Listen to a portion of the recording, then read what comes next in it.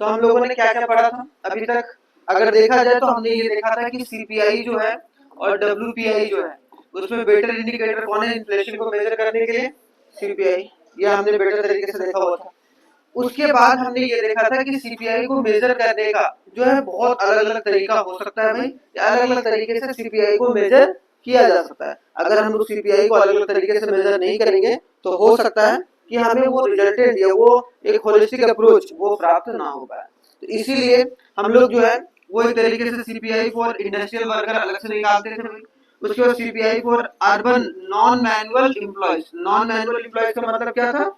जो ऑफिस जाने वाले बंदे हैं उनके लिए हम इन्फ्लेशन को अलग तरीके से काउंट करते हैं, ठीक है। उसके बाद जो तीसरा है वो था CPI for rural labour and agriculture labour, कि जो रूरल जो ग्रामीण क्षेत्र के जो लेबर हैं और जो एक तरीके से एग्रीकल्चरल लेबर है उनको एक तरीके से तवज्जो दिया जाए। नहीं तो क्या होगा, डायमेंशन एक तरीके से गड़बड़ हो सकता है, क्योंकि चीजों को हमें समझना है कि सबका अलग अलग, जैसे कोई ऑफिस गोयर होगा उसका रहने का, खाने का या फिर खर्च करने का तरीका अलग हो सकता है, तो वहां पर इन्फ्लेशन अलग तरीके से इम्पैक्ट डालेगा। लेकिन अब जो एक नया कंज्यूमर प्राइस इंडेक्स आया, क्योंकि ये आपके लिए इम्पोर्टेंट हो जाता है यहाँ, ठीक है, जो कि आज हम लोग पढ़ेंगे इसमें। यहाँ पर नया कंज्यूमर प्राइस इंडेक्स, सरकार का ये मानना था कि भाई जो ये सब सारे जितने भी सीपीआई हम लोग निकाल रहे हैं वो एक तरीके से पूरे होलिस्टिक अप्रोच को नहीं बता रहा है, मतलब पूरे देश के इन्फ्लेशन को बताने की कोशिश नहीं कर रहा है, जिसकी वजह से एक नया कंज्यूमर प्राइस इंडेक्स जो है वो निकाला गया। उसमें सीपीआई रूरल, सीपीआई अर्बन और सीपीआई कंबाइंड, संयुक्त शहरी और ग्रामीण। इसमें जो संयुक्त है वो हमारे देश का होलिस्टिक अप्रोच बताता है, जो कि एक तरीके से आरबीआई इसी के आधार पर चीजों को कंट्रोल करके या रेगुलेट करके चलता है, ठीक है। यहाँ तक तो क्लियर था। अब एक एक करके अगर देखा जाए तो हमने ये देख लिया था भाई कि सीपीआई फॉर इंडस्ट्रियल वर्कर क्या था।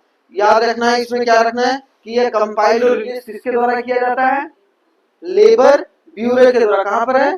शिमला में। ये रटा होना चाहिए, ठीक है। और इसका बेस ईयर क्या है? 2016।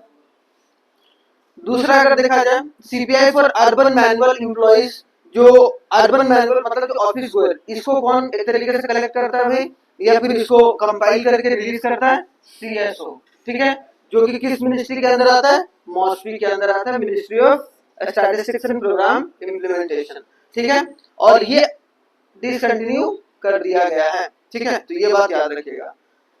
CPI for rural labour agricultural में ये भी एक तरीके से लेबर ब्यूरो रिलीज करता है भाई, या फिर इसको कंपाइल करता है, जो कि मिनिस्ट्री ऑफ लेबर के अंदर आता है, ठीक है। जहां भी लेबर की बात होगी वहां पर आपको देखने को मिलेगा ज्यादातर जो सारी रिपोर्टें हैं वो मिनिस्ट्री ऑफ लेबर के अंतर्गत आती हैं। ये जिसका बेस ईयर रखा गया एग्रीकल्चरल लेबर को खास कर वो 1986-1987 रखा गया। अब आते हैं हम लोग जो अपने नेक्स्ट पड़ाव पर। अब नेक्स्ट पड़ाव जो है वो गाड़ी यहाँ रुक गई है भाई। तो नई नई जो उपभोक्ता मूल्य सूचकांक है वो किस तरीके का इम्पैक्ट डालता है वो आप यहाँ पर समझेंगे। सबसे पहली बात अगर देखी जाए,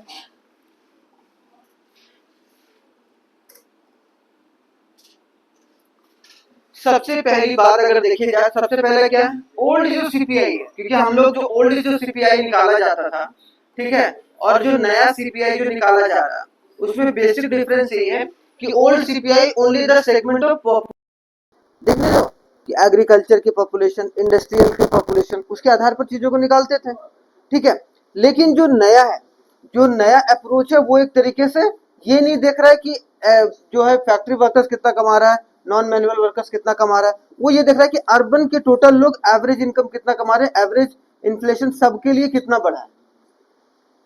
तो हम लोग ये निकाल सकते हैं, क्यों? क्योंकि अलग अलग तरीके से इनकम तो निकाला नहीं जाता भाई।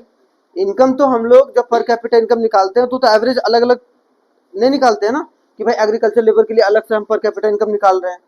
तो उसके वजह से क्या है कि यहाँ पर जो ओल्ड वाले में पॉपुलेशन को ज्यादा तवज्जो दिया जा रहा है, ठीक है, और पर्टिकुलर एक पॉपुलेशन ग्रुप को। लेकिन यहाँ पर एक तरीके से होलिस्टिक अप्रोच को लिया जा रहा है, जो एक तरीके से अच्छी बात है, ठीक है। यहाँ पर पूरे रूरल, ऐसा नहीं कि रूरल एग्रीकल्चर, उसके अलावा भी तो वहां पर लेबर होंगे भाई, तो उनको भी एक तरीके से हम लोग साथ में लेकर चल रहे हैं।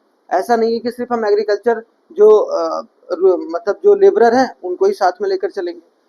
देयरफॉर तीन न्यू इंडिसेस, तीन नई सूचकांक पेश की गई, और जो भारत की आबादी के सभी हिस्सों को कवर करती है, या फिर जो उसकी हिस्सेदारी है वो एक तरीके से पूरी फैली हुई है। अर्बन रूरल, तो अर्बन में भाई आमतौर पर समझ के चलेंगे कि जो अर्बन में रह रहा है वो जीवन को थोड़ा बहुत बेहतर तरीके से जी रहा है, या बेहतर तरीके से फैसिलिटी मिल रहा है। बेहतर तरीके से जी रहा हो ना जी रहा हो वो अलग बात है, लेकिन बेहतर फैसिलिटी जो है वो एक तरीके से शहर में अवेलेबल है, तो वहां की अलग एक तरीके से इन्फ्लेशन होगी। तो जो न्यू सीआई जो सीपीआई है वो compiled and publish by the CSO, याद रखना सीएसओ के द्वारा, फॉर ऑल इंडिया लेवल, मतलब ये इंडिया के लेवल पर भी निकालती है और स्टेट के लेवल पर भी। जैसे स्टेट के मतलब उत्तराखंड में भाई सीपीआई अर्बन किस तरीके से है और सीपीआई रूरल किस तरीके से, यूपी में सीपीआई रूरल किस तरीके से और सीपीआई अर्बन किस तरीके से, और कंबाइंड किस तरीके से। तो अगर सिंपल सी बात है भाई, अगर हम हर एक स्टेट का नहीं निकालेंगे तो हम अपने देश का कैसे निकालेंगे, वो तो निकालना ही पड़ेगा। तो स्टेट और यूटीज के साथ ही साथ हम लोग ऑल इंडिया लेवल पर भी इसको जो है वो प्रस्तुत करते हैं, अलग स्टेट के लिए भी निकालते ही निकालते हैं, और ये सब सारा काम कौन करती है, सीएसओ करती है। ठीक है, तो याद रखना यहाँ पर कि कौन एक तरीके से पब्लिश और कंपाइल करती है भाई, सीएसओ, केंद्रीय सांख्यिकी जो है संगठन।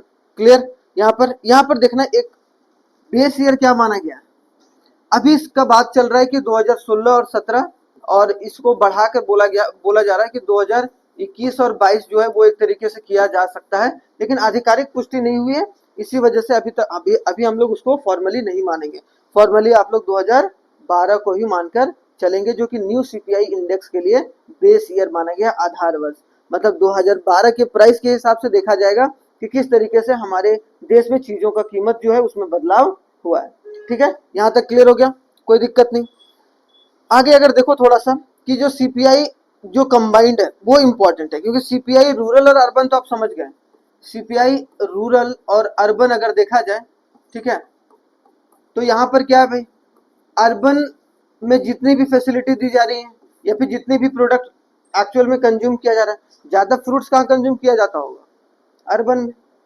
ठीक है, फ्रूट्स होता है ज्यादातर रूरल में, लेकिन कंज्यूम कहाँ किया जा रहा है, तो अर्बन में। तो इन्फ्लेशन ज्यादा काउंट कहाँ होगा उसको लेकर, यहाँ पर क्या है भाई, जो बेसिक नेसेसिटी जैसे ज्वार हो गया, बाजरा हो गया, राइस हो गया, वीट हो गया, तेल हो गया, ये सब सारे जो है उनको एक तरीके से इंक्लूड किया जाता है, जो जनरली आप देख सकते हैं रूरल में। लेकिन यहाँ याद रखना है कि जो सीपीआई कंबाइंड है, क्योंकि सीपीआई कंबाइंड से ही ये दोनों निकला है भाई, तो अगर हम लोग बड़ी चीजों को समझ लेंगे तो ये समझना आसान होगा, सिंपल सी बात है। तो जो सीपीआई कंबाइंड है, जहां पर रूरल और अर्बन एरियाज के इंडिकेटर को साथ में लेकर चला गया है, रूरल और अर्बन एरियाज को। ठीक है, यहाँ पर अगर देखा जाए, based on the recommendation of Urjit Patel committee, ठीक है, the Reserve Bank of India has started using CPI combined as a sole inflation measure for the purpose of monetary policy. याद रखना है, अब कोई पूछे कि किसके रिकमेंडेशन से हमारे देश में जो सीपीआई कंबाइंड का इस्तेमाल एक संयुक्त रूप से किया जाने लगा भाई, और उसको आरबीआई अपनी मॉनेटरी पॉलिसी में फॉलो कर रही है। जैसे हम लोगों ने पढ़ा ना कि 4+-2 है भाई, जो टारगेट जो सेट करती है सरकार, और उसको मेंटेन करने का काम जो रहता है वो किसका रहता है, आरबीआई का काम रहता है मेंटेन करने का। और उसको एक तरीके से ये रेट कौन तय करती है भाई, ये गवर्नमेंट तय करती है। अब ये मेंटेन करने का काम है आरबीआई का, तो आरबीआई अब जो है वो सीपीआई कंबाइंड के तहत ही एक तरीके से अपने इन्फ्लेशन को काउंट करती है। जैसे अभी अगर बोला जाए तो 4.5% इन्फ्लेशन मान लो, तो 4.5% अगर इन्फ्लेशन है तो वो सीपीआई कंबाइंड है। रूरल अलग हो सकता है ज्यादा हो और अर्बन हो सकता है कम हो सकता है अर्बन ज्यादा हो सकता है रूरल कम हो या ज्यादा हो, जिस तरीके से भी वो अलग बात है। ठीक है, तो याद रखना उर्जित पटेल समिति की सिफारिश के, अगर एक बार बताओ, मॉनेटरी पॉलिसी जो कमेटी बनाया गया था वो किसके रिकमेंडेशन से बनाया गया था, है उर्जित पटेल है, नहीं, मॉनेटरी पॉलिसी कमेटी किसके रिकमेंडेशन से भाई,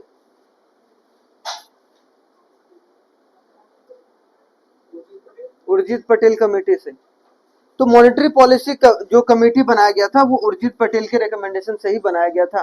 ठीक है, जहां पर उन्होंने सबसे पहली बार बोली थी कि किस तरीके से हम लोग एक पॉलिसी फ्रेमवर्क, जिस तरीके से फिस्कल पॉलिसी के लिए एक पूरा कैबिनेट या एक पूरा मेंबर होता है, जैसे नीति आयोग है एक तरीके से, सेम उसी तरीके से एक किस लेवल पर होना चाहिए भाई, जो मॉनेटरी लेवल पर भी होना चाहिए, जो कि आरबीआई के तहत।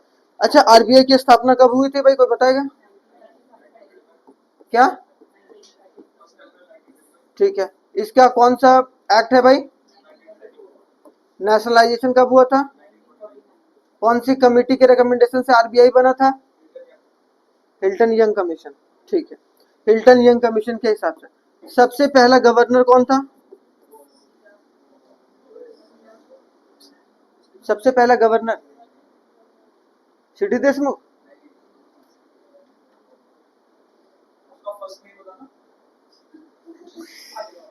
इंडियन पूछ रहा हूँ, फर्स्ट इंडियन, ये जरूरी याद रखना है। एक और था जो फर्स्ट था, वो ब्रिटिशर्स था, कौन था? इनिशियल लेटर क्यों बताऊं मैं? सोचो, सब मैं ही बता दूं? बताना, ठीक है, अभी अगर आ जाएगा तो। आगे देखो, डी, अब आते हैं डिफ्लेशन। अब इन्फ्लेशन का मतलब समझते हो भाई? इन्फ्लेशन का मतलब क्या है? हाँ, ये अच्छी बात है, महंगाई। अरे वो इकोनॉमिक्स का बच्चा नहीं बोलता है। हाँ, कीमत में परिवर्तन होना, मतलब कीमत अगर बढ़ रहा हो किसी चीज का, मतलब अगर मान लो इन्फ्लेशन 5% है, अगले साल अगर मान लो कि 6% इन्फ्लेशन हो गया, तो 5% इन्फ्लेशन मतलब क्या है? इन्फ्लेशन बढ़ा है, हाँ या ना? ये बोल सकते हैं। लेकिन यहाँ पर थोड़ा सा अगर बारीकी से समझो, तो अगर हम लोग ये बोले कि भाई जो है मान लो 2025 में और 2026 में, ऐसे करके मान लेते हैं कि भाई 2025 और यहाँ पर 2026, मान लो कि इन्फ्लेशन 6% बढ़ा 2025 में, और फिर जाके 4-4.5% हो गया, मतलब क्या? इन्फ्लेशन तो बढ़ा है लेकिन इन्फ्लेशन कम हुआ। तो इस टर्म को हम लोग क्या बोलेंगे? डिफ्लेशन बोलेंगे। याद रखना कि इन्फ्लेशन तो बढ़ रहा है लेकिन पिछले वर्ष से कम बढ़ रहा है। तो यहाँ पर क्या है? Deflation refers to the persistent fall in the general level of price. इसका मतलब क्या है? इन्फ्लेशन के जस्ट अपोजिट है। इन्फ्लेशन का मतलब मैंने बताया ना, अगर 5% 2025 में इन्फ्लेशन बढ़ा भाई हमारे देश का, और जो इस वर्ष है वो कितना बढ़ा? 6%। लेकिन अगर उल्टा हो जाए कि अगर हमारे देश में इन्फ्लेशन 6% बढ़ा था, अब अभी बढ़ ही रहा है लेकिन कम बढ़ रहा है, तो उसको हम लोग क्या बोलेंगे? डिफ्लेशन।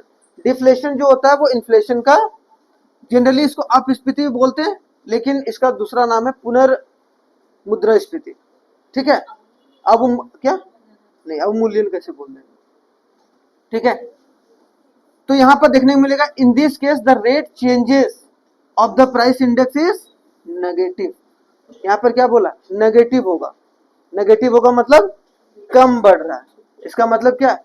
ये बढ़ रहा था ज्यादा, ये बढ़ रहा है कम, मतलब क्या है? नेगेटिव है कि नहीं? क्लियर, समझ में आया? तो ये बात याद रखना है डिफ्लेशन का। समझ में आया यहाँ तक? कोई दिक्कत नहीं। आगे देखो, डिसइंफ्लेशन क्या होता है? एक आता है टर्म डिसइंफ्लेशन। डिसइंफ्लेशन की सिचुएशन, हमने इन्फ्लेशन समझ गए, डी डी डिफ्लेशन समझ गए। अब डिसइंफ्लेशन का मतलब, it refers to the situation when the inflation occurs at slowing pace.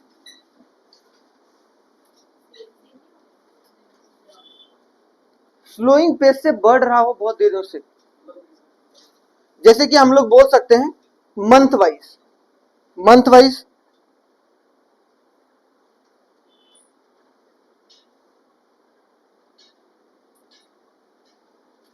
जैसे हम लोग ईयर वाइज नहीं बोल रहे, हम लोग क्या बोल रहे हैं? करंट मंथ, इस महीने इस महीने, मतलब पूरे साल। अब पूरा साल मत लो, अब पूरा महीना महीना लेके चलो, कि हर एक महीने में लगातार जो है वो धीरे धीरे करके कम हो रहा है, मतलब एक टाइम पीरियड, बहुत समय हो गया। नहीं समझ रहे हो? कम हो रहा है, डिस इन्फ्लेशन है। It situation when the inflation occurs at slowing pace. हाँ, नहीं तो सॉरी, धीरे धीरे बढ़ रहा है, कम नहीं हो रहा। ठीक है, तो यहां पर देखो क्या, for example if the rate of the price rises in the last month is 6%, और यहां भी 5% in the current month, it will be called disinflation. बढ़ ही रहा है ना भाई, लेकिन स्लो पेस पर लगातार बढ़ रहा है, उसको ना लॉन्गर पीरियड ऑफ टाइम के लिए, इसको शॉर्टर पीरियड ऑफ टाइम के लिए देखते हैं। क्या हुआ? क्या चिंता है? देखो यहां पर समझने वाली बात क्या मैंने बोला, कि अगर स्लो पेस पर, देखो दोनों के बीच में डिफरेंस देखो ना, आपको समझ में आ जाएगा। यहां पर क्या बोला भाई? Deflation persistent fall in the general level of price, ठीक है, प्राइस में, कीमतों में एक तरीके से धीरे धीरे करके थोड़ा सा कमी आ रहा है। लेकिन यहां पर क्या है, यहां पर क्या है, यहां पर हम लोग एक डिफरेंस और बोल सकते हैं कि जो डिफ्लेशन में क्या बोल सकते हैं भाई, कि यहां पर जो प्राइस इंडेक्स है, प्राइस इंडेक्स में क्या होता है, प्राइस इंडेक्स जो है वो एक तरीके से क्या होगा, नेगेटिव होगा। Negative in the sense longer period of time में कम हुआ है, और यहां पर हम लोग क्या बोलेंगे भाई, शॉर्टर पीरियड ऑफ टाइम में कम हुआ है। जनरली इसको डिस इन्फ्लेशन बोलकर चलेंगे, ठीक है, डिस इन्फ्लेशन समझ गए। अब यहां पर बोलोगे भाई, अब डिफ्लेशन अगर बोलो, डिफ्लेशन का मतलब ही अलग हो गया ना, डिफ्लेशन का मतलब क्या हो गया,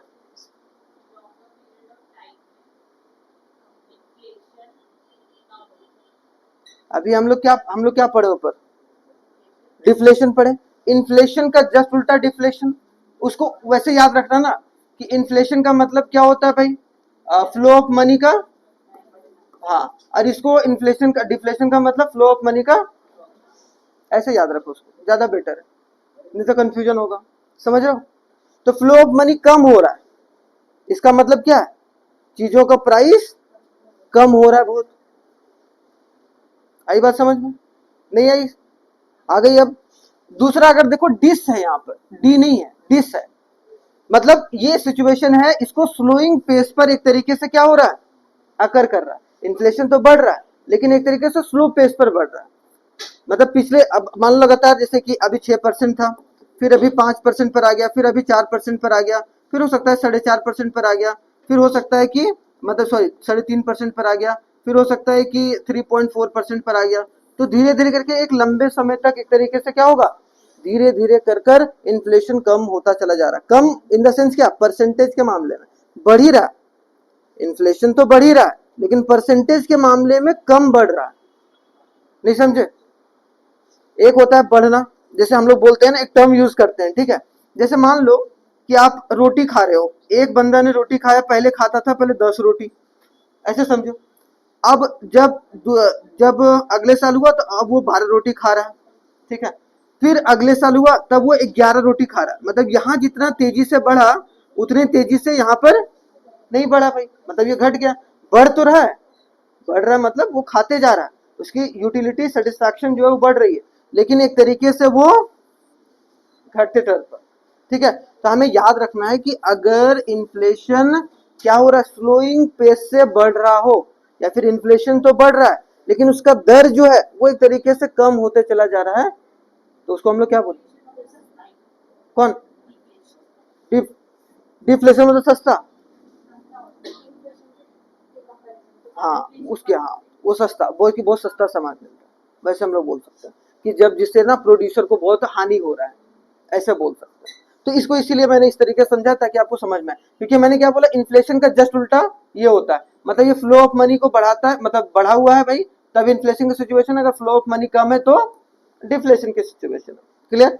लेकिन अगर यहाँ पर बोला डिस इन्फ्लेशन तो क्या बोलोगे, इन्फ्लेशन तो बढ़ रहा है लेकिन स्लोइंग पेस पर बढ़ रहा है, मतलब घटते दर पर बढ़ रहा है, इसको बोलेंगे एट अ स्लोइंग रेट, मतलब घटते डिक्रीजिंग रेट पर इंक्रीज हो रहा है। इसको हम लोग इंग्लिश में अगर बोलेंगे तो क्या है भाई, इंक्रीजिंग एट डिक्रीजिंग रेट, इसको बोल सकते हैं इंक्रीजिंग एट डिक्रीजिंग रेट, ठीक है, increasing at decreasing rate, increasing मतलब बढ़ रहा है लेकिन घटते दर पर बढ़ रहा है, इन्फ्लेशन बढ़ रहा है लेकिन घट, पहले से कीमत बढ़ रहा है लेकिन उतना तेजी से नहीं बढ़ा जितना पहले से बढ़ रहा था, इसका मतलब वो कौन सा है, डिस इन्फ्लेशन है, क्लियर। चलो बढ़िया।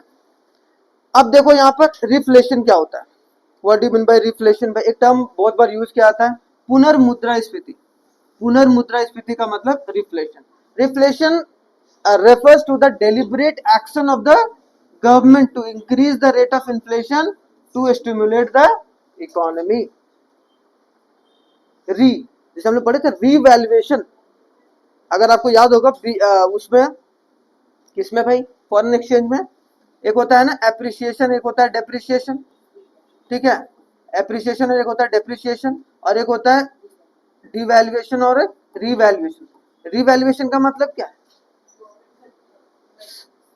वैल्यू बढ़ाया है वैल्यू के लेवल पर। लेकिन यहाँ पर अगर देखा जाए तो हमने क्या बोला, सरकार का रिफ्लेशन या फिर पुनर्मुद्रास्फीति से तात्पर्य सरकार द्वारा अर्थव्यवस्था में प्रोत्साहित करने के लिए मुद्रास्फीति की दर बढ़ाने की जानबूझकर की गई कार्रवाई से। और मुद्रास्फीति बढ़ाने, इसका मतलब क्या हो गया भाई, नहीं इसका मतलब क्या हो गया, फ्लो ऑफ मनी को सरकार बढ़ा रही है। इसका मतलब सिंपल सी बात है, कैपेक्स मतलब कैपिटल एक्सपेंडिचर, हम लोग बोल सकते हैं भाई कैपिटल एक्सपेंडिचर या फिर पूंजीगत व्यय। जो पूंजी, भैया यहां समझिए ध्यान से, इधर आयुष सरकार मुझे वोट दीजिएगा बस। पूंजीगत व्यय, ठीक है, पूंजीगत व्यय जानते, फोन सबसे बड़ा काल है, ना चाहते हुए भी इंसान को खींचा चलाता है, नहीं होता चुंबक, मैग्नेट, समझ रहे हो, बस ऐसे हंसते हंसते समझते रहो बस।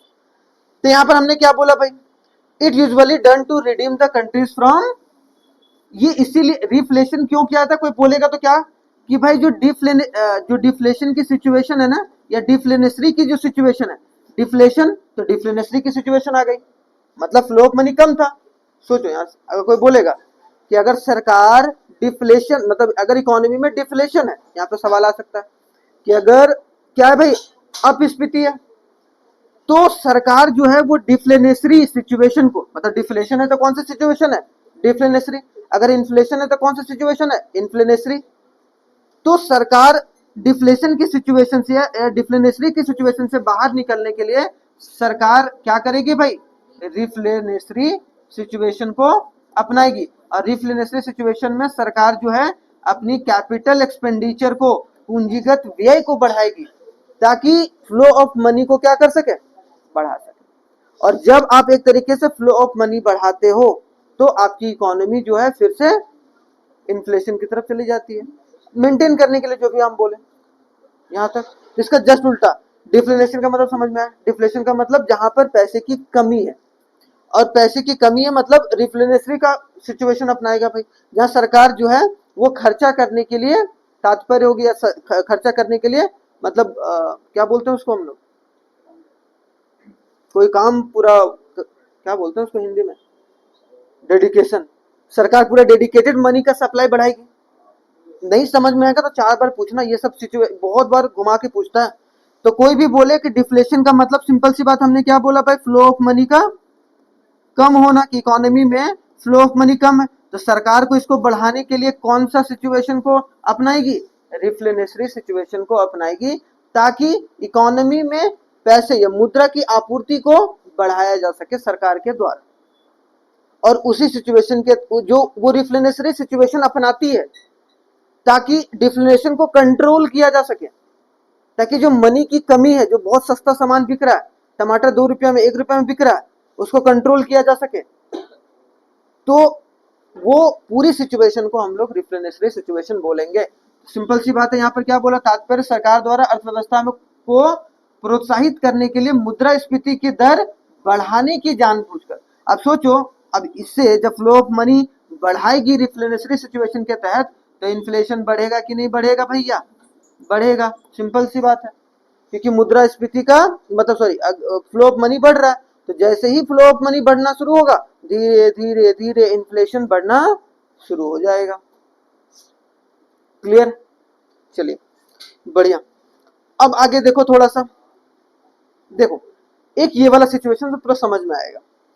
डिफ्लेशन की ये पूरा लाइन है आपका, ठीक है, ये आपका पूरा लाइन है टाइम का, ये समय है भाई। अगर समय से मतलब ये नीचे जा रहा है, मतलब कौन सी सिचुएशन है, डिफ्लेशन के, मतलब फ्लो ऑफ मनी कम हो रहा, समय बढ़ता गया, उससे फ्लो ऑफ मनी कम होता चला गया। फिर एक तरीके से डिफ्लेशन को कंट्रोल करने के लिए या उसको फिर से इन्फ्लेशन के रास्ते पर ले जाने के लिए हमने क्या करा, रिफ्लेशन करा, रिफ्लेशन गए फिर से इन्फ्लेशन आ गया। फिर इन्फ्लेशन को कम करने के लिए क्या कर रहे हैं, बस ये बात याद रखना है, हमने क्या बोला कि डिफ्लेशन को कंट्रोल करने के लिए जो प्रोसेस का इस्तेमाल करते हैं उसको रिफ्लेशन बोलते हैं, लेकिन जो इन्फ्लेशन को कंट्रोल करने के लिए सरकार अपनाती है उसको डिसइन्फ्लेशन बोलते हैं। कंफ्यूजन नहीं होना है, ठीक है। फिर से वही सिचुएशन आ जाएगा, फिर से डिफ्लेशन, रिफ्लेशन, इन्फ्लेशन, डिसइन्फ्लेशन, इसलिए चारों टर्म मैंने समझाया। आई बात समझ में? इस क्लियर? तो यार कोई भी बोलेगा डिफ्लेशन की सिचुएशन से निपटने के लिए सरकार कौन सा तरीका, अगर कोई बोलेगा कि सरकार इन्फ्लेशन, अगर इन्फ्लेशन है इकोनॉमी में, उसको निपटने के लिए कौन सा, डिसइन्फ्लेशन, ठीक है। और हमने पढ़ा था कि डिफ्लेशन क्या होता है, नेगेटिव अप्रोच होता है। नेगेटिव का मतलब क्या है कि टाइम से नीचे जाना। हमने अभी पढ़ा था भाई डिफ्लेशन नेगेटिव है समय के हिसाब से, तो वो नीचे जाएगा, ठीक है। तो याद रखना इसको। चलो आगे देखो भाई, थोड़ा सा कोर इन्फ्लेशन क्या होता है, what do you mean by core inflation, का नाम आपने सुना होगा। कोर का मतलब, कोर इन्फ्लेशन को हिंदी में क्या बोलते हैं भाई, कोरी बोलते हैं क्या, कोरी बोल लो, कोर इन्फ्लेशन। अब देखो यहाँ पर क्या बोला गया, यहाँ पे समझना, it measures the persistent increase in the general price of the goods and service including, क्या है भाई, food and energy item, basically the item whose price are very volatile and temporary in nature, sorry excluding, including नहीं होगा इसमें, exclude किया जाएगा उसको नहीं। यहां पर कोर इन्फ्लेशन का मतलब क्या है, जो ठोस, ऐसा नहीं कि जिसमें प्राइस बहुत फ्रीक्वेंटली चेंज हो रहा हो।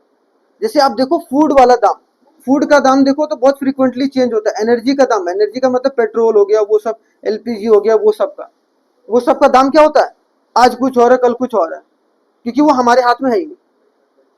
बात समझो, पेट्रोल अगर क्रूड ऑयल देना ईरान बंद कर दिया, रशिया देना बंद कर दिया, तो हमारे देश में अपने आप ही उसका कीमत बढ़ जाएगा।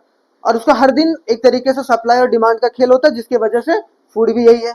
जिस समय फूड अच्छा हुआ तो बहुत अच्छा प्राइस पर है, ठीक हो रहा है, और जब फूड नहीं हुआ तो इन्फ्लेशन बहुत वॉलेटाइल होता है। वॉलेटाइल का मतलब कि बहुत तेजी से फ्रीक्वेंटली चेंज होता है।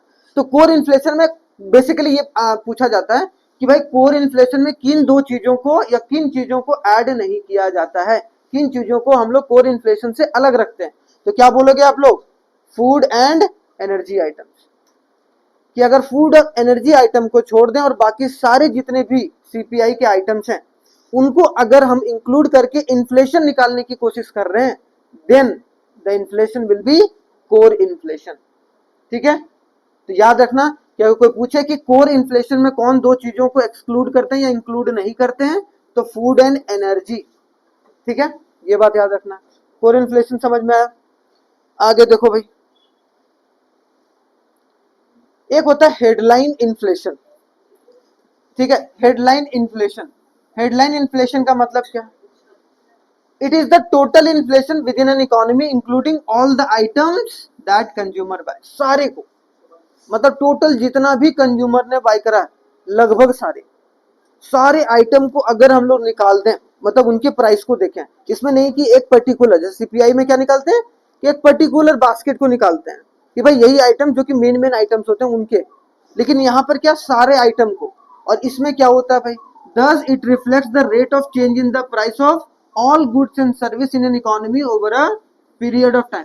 तो अगर आपको भारत के सारे गुड्स, चाहे छोटे से छोटा गुड्स हो, चाहे वो बड़ा से बड़ा गुड्स हो या बड़ा से बड़ा सर्विस हो या छोटा से छोटा सर्विस हो, अगर सारे गुड्स एंड सर्विस के जनरल प्राइस के लेवल बढ़ी है हमारे देश में या घटी है, अगर देखना है तो वो कौन सा इन्फ्लेशन बताएगा भाई, हेडलाइन इन्फ्लेशन। आप इसको ऐसे याद रख सकते हो, जैसे कि अगर न्यूज रिपोर्टर सुबह सुबह आए भाई, सुबह सुबह क्या है, हेडलाइन देती है, तो हेडलाइन वो किसी एक क्षेत्र का नहीं है, वो पूरे देश का कवर के, लगभग उत्तर प्रदेश में क्या क्या मेन मेन काम क्या हुआ, तो मतलब लगभग सारे कंट्री को अपने न्यूज में कवर करने की कोशिश करती है या करते हैं। इसका मतलब हेडलाइन इन्फ्लेशन है वो हमारे देश की पूरी इकोनॉमी को डिनोट करने का काम जो है वो करती है, ठीक है। यहां पर देखो एक इंपॉर्टेंट नोट वाली बात यहां पर ये है, क्या है, in the RBI newly adopted a flexible inflation targeting, flexible inflation targeting framework CPI combined is used to calculate the, यहां पर एक चीज है, आरबीआई ने क्या बोला कि भाई अब जो हम लोग हेडलाइन इन्फ्लेशन निकालेंगे ना वो सीपीआई कंबाइंड के तरीके से निकालेंगे।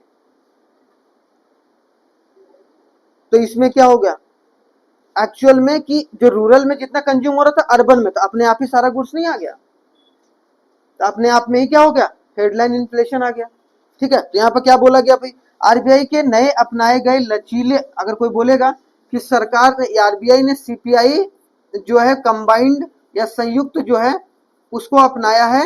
क्या चीज? इन्फ्लेशन को मेजर करने के लिए। क्या ये फ्लेक्सिबल इन्फ्लेशन जो टारगेटिंग है या फिर फिक्स्ड इन्फ्लेशन टारगेटिंग है? तो आप लोग क्या बोलोगे? फ्लेक्सिबल इन्फ्लेशन टारगेटिंग है। मतलब क्या है भाई? लचीले मुद्रास्फीति लक्ष्यीकरण, FIT, जो कि आरबीआई ने अडॉप्ट करा है बाई अडॉप्टिंग सीपीआई कंबाइंड को अडॉप्ट करके उसने एक फ्लेक्सिबल, ताकि जो है बंदा या फिर जो आरबीआई है वो स्ट्रिक्ट ना हो जाए कि भाई सिर्फ एग्रीकल्चर लेवल का सीपीआई निकाल रहे हैं, ये निकाल रहे हैं, हम पूरे देश के लेवल पर निकाल के चल रहे हैं। तो यही बात बोला क्या कि यूज टू कैलकुलेट। तो सीपीआई कंबाइंड के हिसाब से, जिस तरीके से सीपीआई कंबाइंड निकालता है, उसी फ्रेमवर्क से हेडलाइन इन्फ्लेशन को भी आरबीआई निकालने की कोशिश करती है। ठीक है, मतलब उसी को आधार बना के। क्लियर? एक हो गया हेडलाइन इन्फ्लेशन। अब आते हैं स्टैग इन्फ्लेशन। स्टैग इन्फ्लेशन क्या होता है भाई? मुद्रास्फीति जनित बोलते हैं इसको मंदी। ठीक है, अब यहाँ पर देखो स्टैग, दो वर्ड है, एक तो स्टैग है, एक फ्लेशन है। मतलब इन्फ्लेशन का फ्लेशन और स्टैग। स्टैग का मतलब क्या? रुक जाना, स्टैग्नेंट, रुक जाना। मतलब द वर्ड स्टैग्नेशन या फिर stagflation is made up of two words, that is stagnation और inflation. It refers to the economic situation in which both stagnation, very low economic growth, as well as the price rise occur simultaneously. इसका मतलब क्या? हमने बोला कि एक तो भाई हमारी इकोनॉमी या तो स्लो ग्रो कर रही है या फिर स्टैग्नेंट हो गई है। मतलब हमारी आर्थिक जो वृद्धि है वो एक तरीके से या तो स्टैग्नेंट है या तो वो बहुत स्लो पेस से एक तरीके से बढ़ रही है। ठीक है, मतलब उसका जो इकोनॉमिक ग्रोथ का जो रेट है बढ़ने का वो स्लो है। और दूसरा क्या भाई, ऊपर से क्या हो रहा है कि कीमत भी एक तरीके से हमारे देश में बढ़ रहा है। तो अगर ऐसी सिचुएशन अगर कहीं पर आती है तो उसको हम लोग बोलेंगे क्या कि स्टैगफ्लेशन। स्टैग्नेंट भी और इन्फ्लेशन भी है, मतलब महंगाई भी है और हमारी इकोनॉमी रुकी भी है। एक होता है भाई जैसे अभी है, अभी हमारी इकोनॉमी, महंगाई तो है लेकिन हमारी इकोनॉमी की ग्रोथ अच्छी है, तो इसलिए उतना असर नहीं पड़ता है। लेकिन आप ग्रोथ भी ना करो और आप इन्फ्लेशन भी इकोनॉमी में, तो इसका मतलब क्या है? वो सिचुएशन हमारे देश की जो आगे चलकर व्यवस्था को खराब कर सकती है। समझ रहे हो? तो इकोनॉमिक ग्रोथ होना जरूरी है। ठीक है, क्योंकि सिंपल सी बात सोचो ना, प्राइस राइज इसीलिए हुआ है क्योंकि फ्लो ऑफ मनी बढ़ रहा है भाई। तो फ्लो ऑफ मनी बढ़ना कभी गलत बात नहीं है, लेकिन उसके साथ साथ अगर फ्लो ऑफ मनी से बढ़ाते चले जा रहे हो, लेकिन आपका, बात समझो ऐसे, पानी देते जा रहे हो लेकिन आपका पौधा नहीं बढ़ रहा है, तो क्या होगा? एक ना एक दिन आपको उसको उखाड़ कर फेंकना पड़ेगा। तो सिंपल सी बात है भाई कि एक तरफ आपकी इकोनॉमी कम ग्रो कर रही है और ऊपर से आपकी प्राइस इंक्रीज हो रही है, कीमत बढ़ते चली जा रही है। इसका मतलब क्या है कि वो एडवर्स सिचुएशन होता है कोई भी अर्थव्यवस्था के लिए, उल्टा सिचुएशन। हाँ, कम ग्रो कर रही है, धीरे धीरे, उतनी तेजी से नहीं जिस हिसाब से इन्फ्लेशन जो है वो बढ़ रहा है। क्या?